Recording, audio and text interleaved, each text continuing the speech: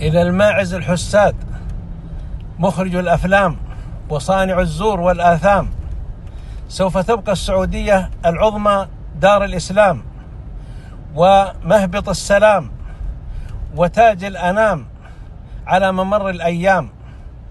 ألا يكفي السعودية فخرا أنها الدولة الوحيدة في العالم التي تستقبل كل عام أكثر من 30 مليون إلى 50 مليون، ما بين حاج ومعتمر ووافد وزائر وسائح.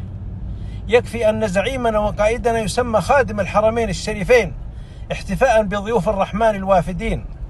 هل رأيتم دولة في العالم تخدم ضيوف الرحمن وترحب بالضيوف أمنا واستقبالا واحتفاء وسلاما وخدمة وعلاجا وإشرافا وتسهيلا كالسعودية؟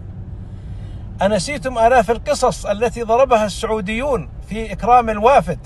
وإنا نعرف، وقد نشر هذا في الإعلام، نعرف من أكرم الوافد إلى درجة أنه زوجه وبنى بيته وداواه وعالجه وأكرمه وأكرم أسرته.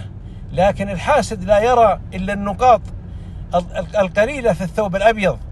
وإذا أتتك مذمتي من حاسد فهي الشهادة لي بأني كامل. تعيش السعودية العظمى والمجد لها، وسوف تبقى علما وقمة وريادة في عالم السلام والعدل والاستقامة والنظام والإكرام والإنعام، لأن مهبط الوحي وأرض الرسول صلى الله عليه وسلم ومدرج جبريل ومنطلق النور من هذه البلاد العظيمة. ولا عزاء للماكرين والحاسدين، وأقول موتوا بغيظكم، وصلوا على النبي صلى الله عليه وسلم.